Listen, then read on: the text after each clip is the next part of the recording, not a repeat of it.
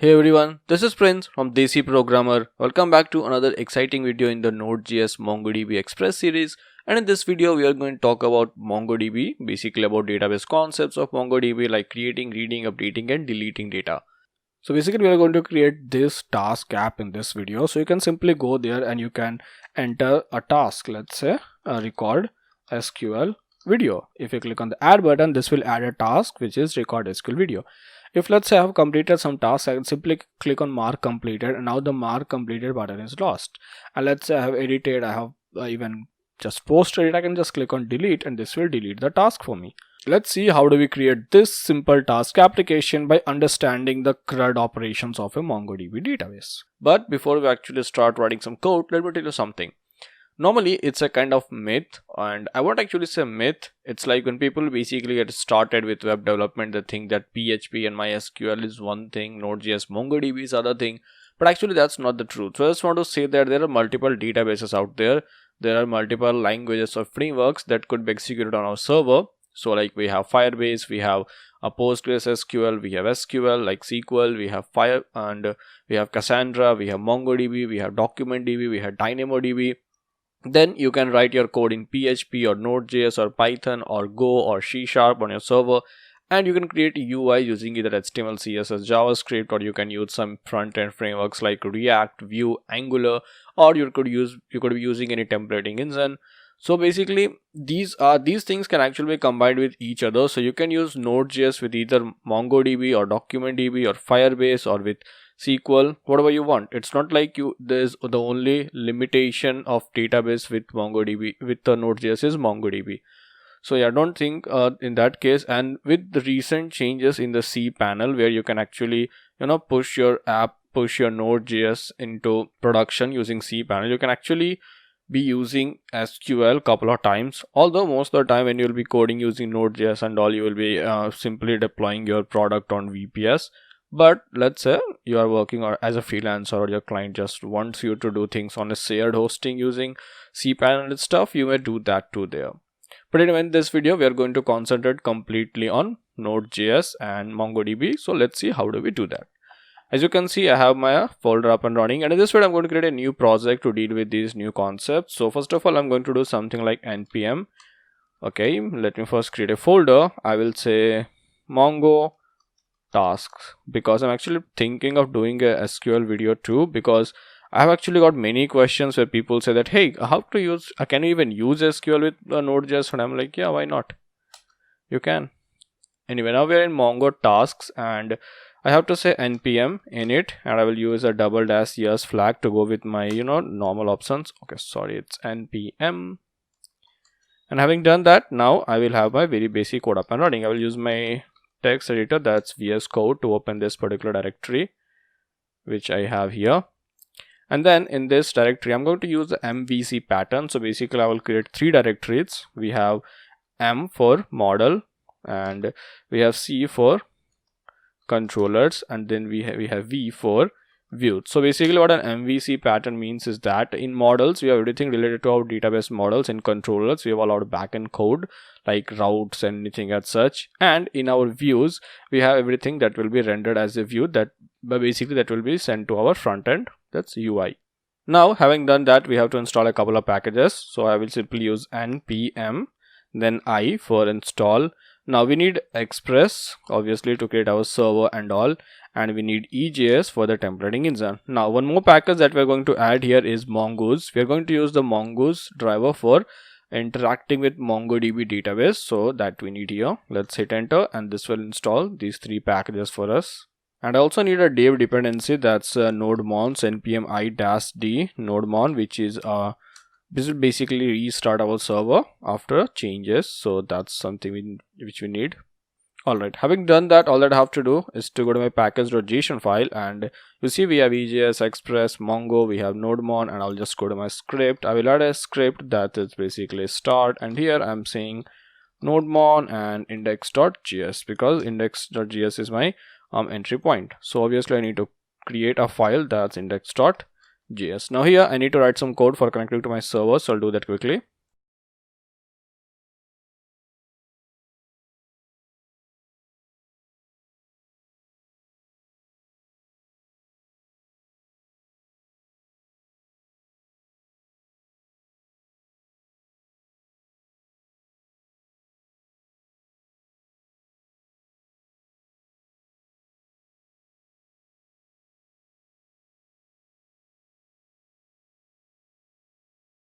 Alright, so as you can see, I have my basic app setup up and running. I have obviously my Express, which is now an app.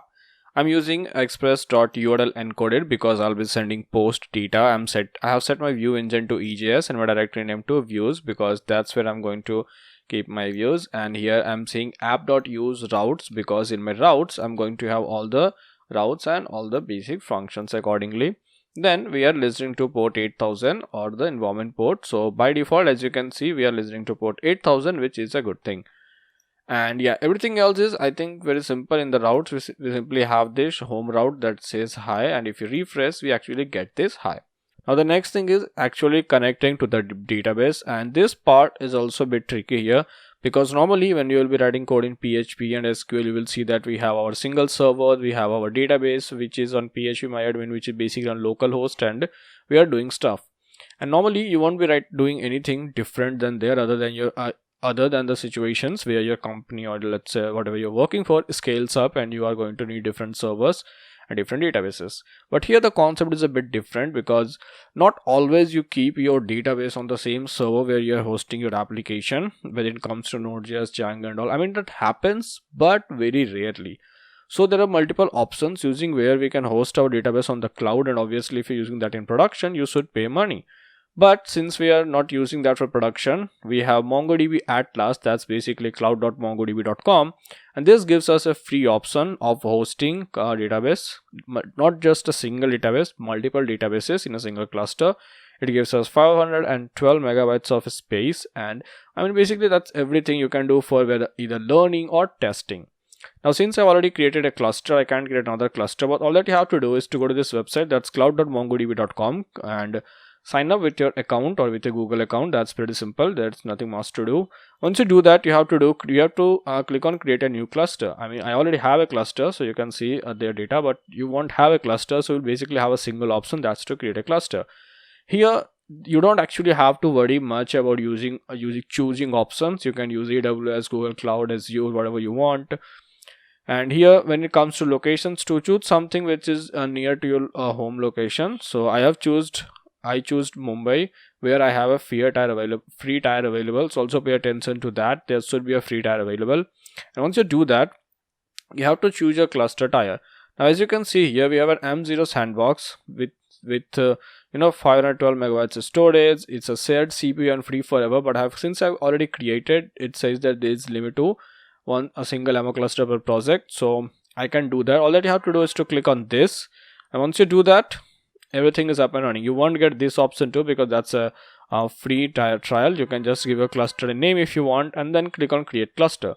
Once you have done that, you will again see a page like this where you will have your own cluster. Now the next thing is connecting to your cluster. Since you already installed Mongoose, all that we have to do is to click on this button that says connect, and once you click that, it will ask you options, either whether you want to connect with the Mongo shell, or you want to connect using MongoDB Compass, or you want to connect your application. We want to connect our own application, so let's click on that. And here we have a lot of options, but we want to connect using Node.js. So and our version will be 6.0. Later obviously using something like 12, right? And this will give you a URL. Just click on this copy, and remember to replace your password with prince and database name with whatever database you want to connect to. Right now simply just copy this thing. We will close this. Now let's click on collections, and if you're using it opening it for the first time, you won't have any collection. You might just have an empty collection. That's completely okay. By the time that happens, let's go back to our code editor, and here I'm going to create another file. I will name this a folder directory. I will name this as configs. Now you can either create a .env file that we're not going to use right now, but let's say we just have the simple config file, and here I'm going to set my mongo URI.js, and I just have module.exports is equal to this particular URI, and all just as it has already been said, replace this particular thing with your password and this thing with your database name. And if you're wondering what your password is, let me tell you again. I will tell you that soon. Right now I will simply set my database name to tutorials, and I will set my password too. But let's go here and let's find your password and your database name. Now to grab your own password, you have to just click on database access. There you will have a user. You can have, I think you will have a default user using the account that you just signed in. You can just click on edit and change password, and that just put that password there. Next thing you have to do is to go to network access. And in the network access, you can see that I have added 2 IP addresses. One is actually of my server, so leave that. But okay, make sure that you add this 0.0.0.0. This means that basically anybody can connect to this cluster, which obviously not something that you want to do in production. But since we are just simply testing out stuff, I won't be adding my own IP. You can simply add this thing, that's 0.0.0.0, and basically anybody can then access your database cluster, database collections, and work with that. Then once you go to your collections, you won't see all these databases that I have for testing and other tutorials and all, but you can simply write tutorial too if you want. Basically, even if you don't have a database and even if you don't have a collection in your cluster, if you actually insert data into that, Mongoose and MongoDB will automatically create that for you. So even though I have simply put my tutorial, and I'll just simply enter my password. Alright, having done that, all that I have to do is that I have to connect to MongoDB. So let's write the code to do that. Well, that's actually pretty simple. That you have to do is to const and mongoose is equal to require. We have just installed mongoose, so I hope you remember that part too. Mongoose. Next thing that we need is the URI. So I will say the URI is equal to, it's here locally, so require /config /mongo URI, and save this. Here I have to simply say mongoose.connect, and I have to connect to this particular URI. Now here there are a couple of options that you have to pass that we will do soon, and then here I am saying dot, then that's once that's happened. I'm not actually checking if there's some error or not. I'm just simply saying I'm connected. If there is any error, it will automatically let you know, and if there is no error, it will simply log that you have been connected to your database. So let's save this. Now here there are a couple of constructors options that we have to pass to make sure that this works, and a couple of them are very necessary. You have to pass them all the time, and a couple of them are ones which you may not have to pass, but when you're using certain functions like find one and modify, find one and delete, then you need to pass them. So I'll simply pass all of them right now, because obviously we're going to do that too. So you have to first set this new URL parser to true. Then you have to set the use unified topology to true. Then you have to set this use find and modify to true, basically false. And then you have to set the use create index to true. These are the 4 things that we have to set after connecting to our database. That's after passing our URI. And having done that, let's save this. Let's go back to our console. And as you can see, we have this prompt that says connected. So what this means is that we have successfully connected to our database. Okay, that is a good thing. Now let's move forward. Now before we do anything, we have to create a simple UI. So in my views, I will create an index.ejs file, and here I have to create my data. So I will simply name this as tasks, and I suppose you have already seen this boot swatch file that I have opened. So I will simply click on this, I'll copy link, and I'm not downloading it, I'm simply using it as a CDN, although it is not a CDN, but that's okay. We have a link and it's CSS, and this is my particular URL from where I'm going to grab my CSS file. Now my body obviously have a division, that's a container. Then in this division I have another division which basically is a row, right, where I have a division, that's a column. So on smaller screens we can go 12 columns, on middle screens we will go column -md -6, and on larger screens we can go column -lz let's say 5. Now for those who are thinking what's happening right here, let me tell you, we are going to use Bootstrap in this video to give our UI a little bit of look and feel. So if you don't know Bootstrap, don't feel bad, because these things, even if you don't put it out there, it won't matter. What actually going to matter here is something that we're going to code right now. That's a simple form.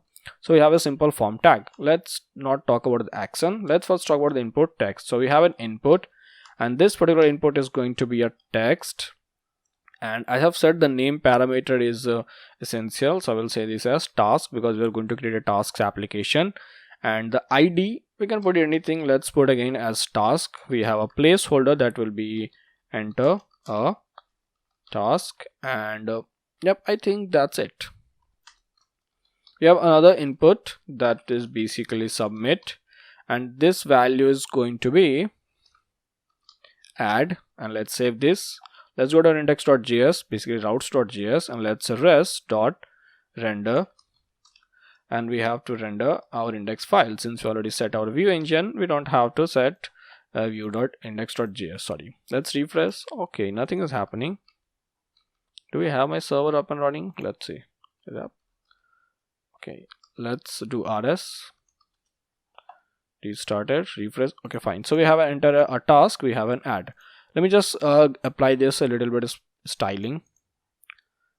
Alright, I hope you can see that we have this very basic form up and running. We can enter a task and we can click on the add button, which should add it, but since we don't have the code to add it, it won't add it. And for those who are wondering what we actually done, let's go back here. And this is basic my HTML file. You don't have to worry about anything. All the all the attributes that you have to worry about for making sure that this works is this name attribute here, which is task. So that should be clear. The input should be clear. In our form, I'm going to set the action to post because I'm going to use a post request to add the data, and I'm going to set the action to, let's say, what, add. So we have the action which is /add. Let's save. Now in my route.js, I have to obviously create a route. So we have router.post. The route should be /add. I'm going to take request. I'm going to take response, and here all that we have to do is that we have to add our task that our front end is giving. But hey, although we have connected to the database, we need database schemas to declare the logical structure of our database, like what data we are going to store there. That too ain't hard actually. All that you have to do is to go to models, and since this is going to be a task schema, I will simply say task model.js. Here I have to again say const, then we have mongoose,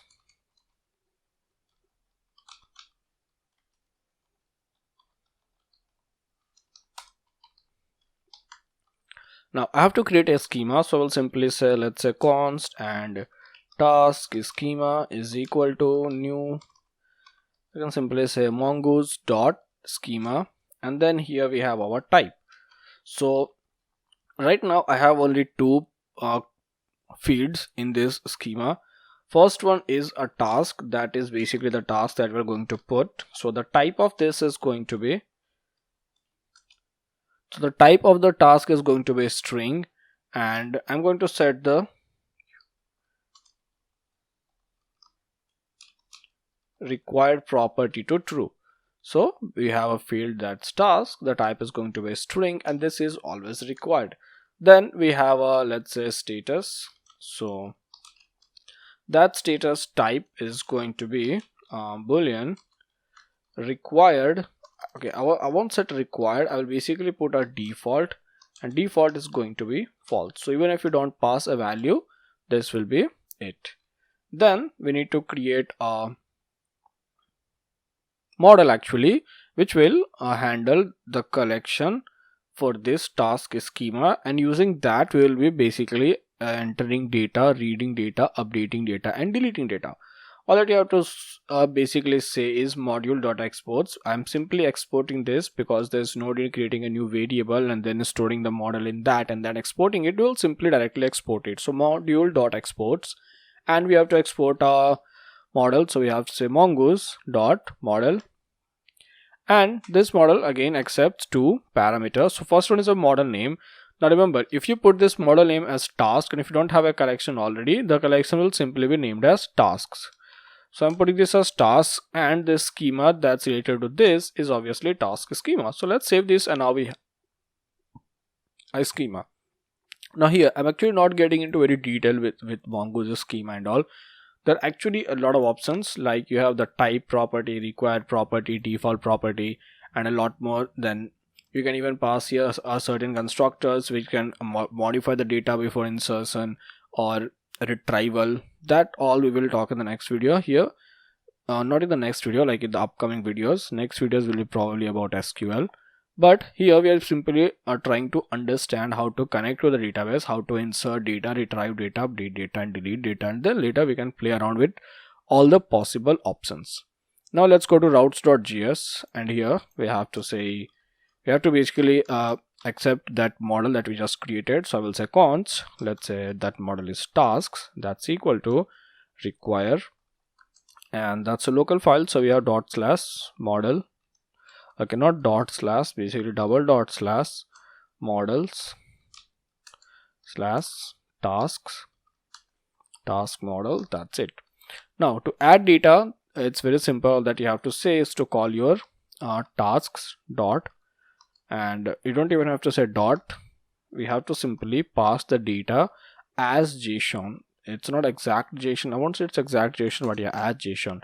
But before that we have to grab the data. So I will say const task is equal to request dot body dot task. So here in our task we have a property, that task, which will be set to the task that we just fetched from our body. So this task is the property and this is the value. Having done that, we have to call save, and this has a callback function.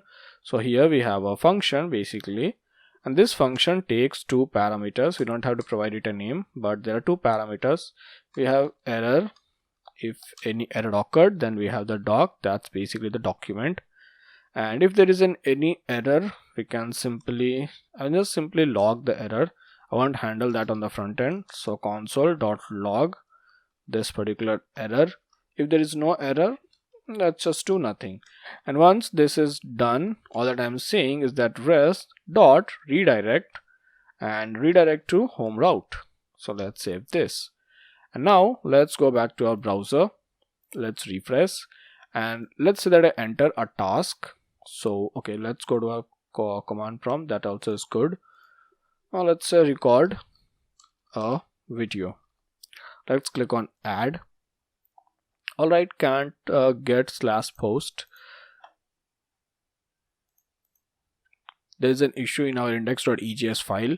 As you can see, I have set the action to /post and then again the action to add. So this should basically be method, not the action. Let's go back. Let's see if everything is good. Yep, refresh, everything's good. And here,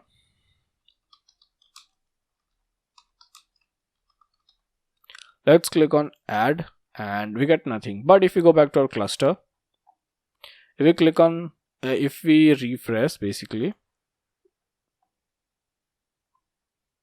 you can see that now we have a collection named tasks. In our task collection, we have a task that's record SQL video and the status is false by default, right? So this is our simple data. We have an ID that's been assigned by default. Then we have a status and then we have a task. All these are the data that we have entered. This is a Boolean data and this is a simple string. So this is how we basically insert a data, as simple as it was. We just have to call our data model, we have to just pass the values, then we have to call the save function. It will have a callback. We have error and document. So document will basically be the document that we have just saved right now. Error will come in case any error has handled, like authorization or database connection, internet and all. That's everything. That was all about inserting data. Now let's talk about retrieving data. That too is very simple concept. So basically, when somebody goes to the home route, instead of simply rendering the index, I want to fetch all the tasks that they have and then I want to send the task to. Again, the process is pretty simple. That I have to say is tasks.find. Now there are all these options that you can see: find by ID, find one, find ID, and update, delete, and a lot more. Let's just leave that. I'm simply saying find without any option. So basically, when you call the find without any option, what this means is that you want to get all the data. So I'm saying task.find without any option. That means I want to get all the data. And okay, here there are a couple of things that I should let you know. You can either use callback functions like this to get data, or you can use then when completed, so basically promises to fetch the data, or you can use async await operation too. Right now, I will keep things simple and old school way. We will simply use callback function. So I'm simply saying .find without any query parameter, which means we will either have error or we will have data. So if we have error, I'll simply copy this code and I'll paste it here. If we don't have any error, what if we have data? Well, in that case, I'm going to send this data. So if we have data, I'll here put a variable named tasks. Okay, not task, var my tasks, which is basically empty right now, and this should have be an arrow function. And here, if there is some data, I'm setting the value of my tasks to data, and I am rendering my index file, but there is a lot of data, and that data comes from my tasks. So let's save this. Having done that, if I save this, if I go back, if I refresh, I won't basically see anything because although I'm sending data to my front end, I am not showing any data.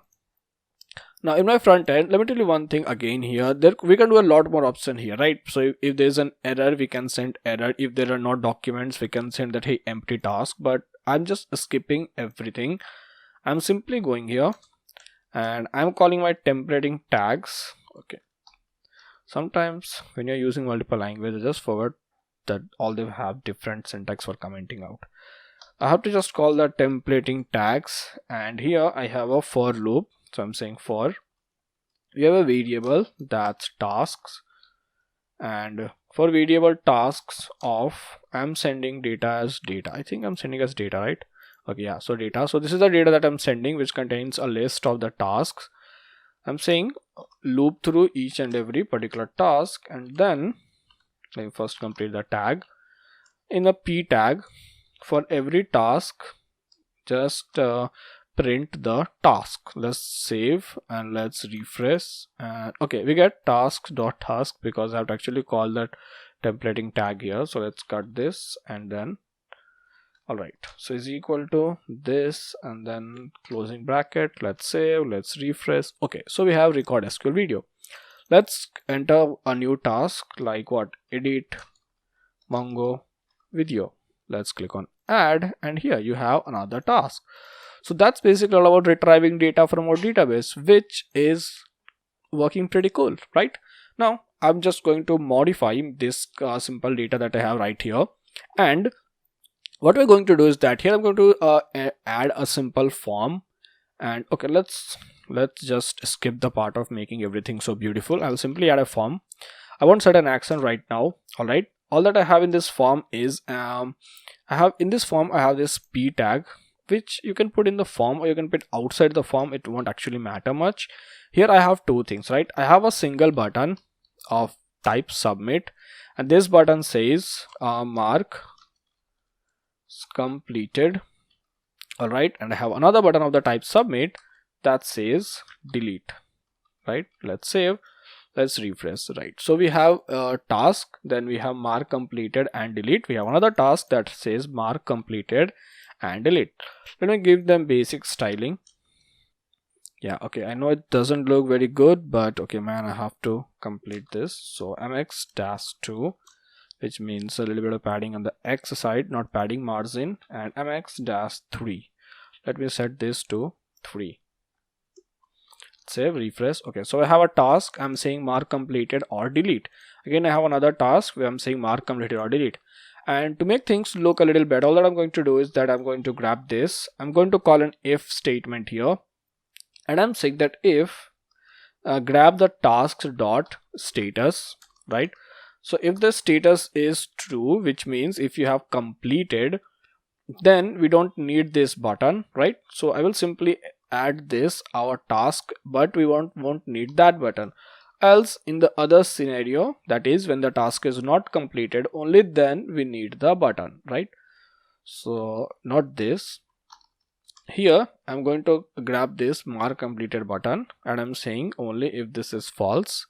So this button, let's save this, let's refresh, and right now it will be available every time.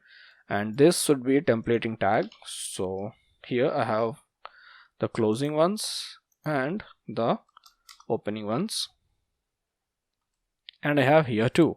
So let's refresh, And okay, this is what how it looks right now. If I go back to my data cluster, and if I just set this particular value to, let's say about true,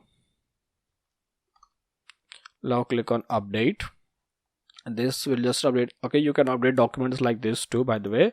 Let's click on refresh, and you see, so in our record SQL video, since I have marked as completed, I only have an option to delete, and this, since I haven't marked as completed, I have an option to mark complete too.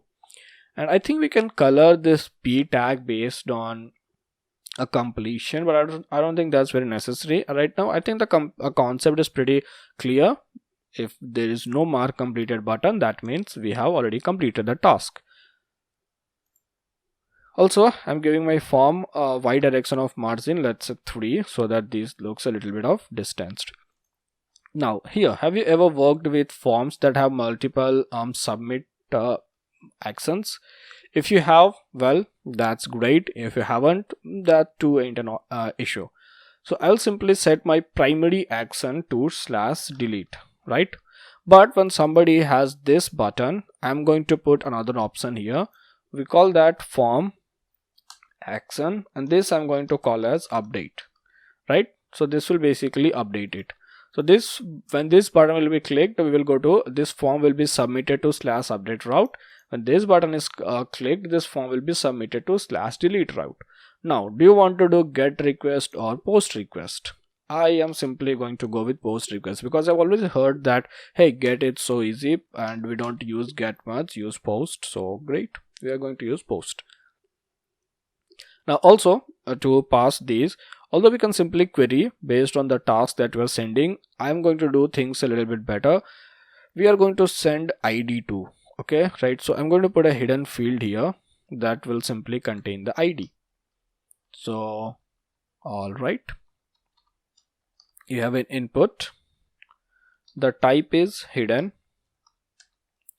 the name is ID, and the value is, grab this particular tasks dot and a dash ID. So basically the default ID can be accessed using underscore and the ID. And remember here we don't need anything for these two. We don't need any name parameter, so we are basically good to go. Now if you refresh, we have everything good up and running. Let's create two routes, that's post and /delete and /update. So in our routes.js, I have to say router dot post, the route is /delete, then we have request, we have response, and deletion is also very easy. Okay, all that we have to do, come on, to say const id is equal to request dot body dot id.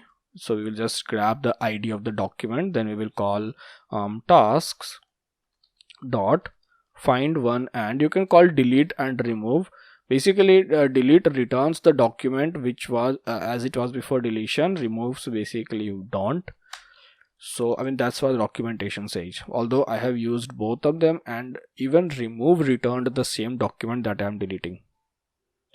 Again we have to set our query. So that's very simple. I have to call ID and I have to set the ID that I'm grabbing from my front end. And here I don't have to write any kind of code to delete, because this knows what I want to do. It will just find a document with this query, and if it gets that, it will basically delete it. So we have an error, and I don't think we have anything else. Okay, right. So we have a response too. That's a document. Let's say doc. But I'm not going to do anything right here. Okay. Assuming that this has completed, rest dot simply redirect to the home route. Let's save this, let's go back, let's refresh, let's click on delete, and okay, we have an issue. What is the issue? Right here, this should be a callback function, so we need an arrow. That's good. Let's click on refresh. I don't have a get. Let's go, let's click on delete, and this will just delete my task. So yeah, we are good to go. The next thing is to update. So let's go and call our router dot, we have to call up post, the route is /update, we have request, we have response, and then as usual, all that I have to do is to grab the ID from my front end. So const ID is equal to request dot body dot ID. Then I'm calling my tasks dot find one and update. Okay, great. Now here we have to pass a couple of options. First of all, you have to pass the query, which is again same, the ID. The next thing is that we have to pass is basically the update. So we have to set the status to true.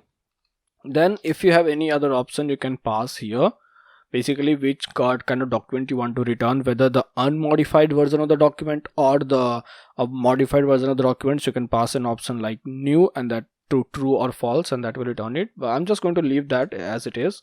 And again we get error and we get document. So yeah, that's good.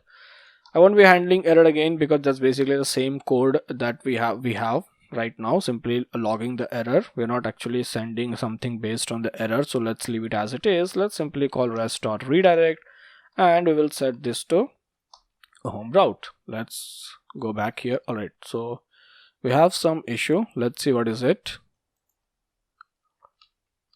Okay, this should be again an arrow function. Man, I think it's okay, it's looking good.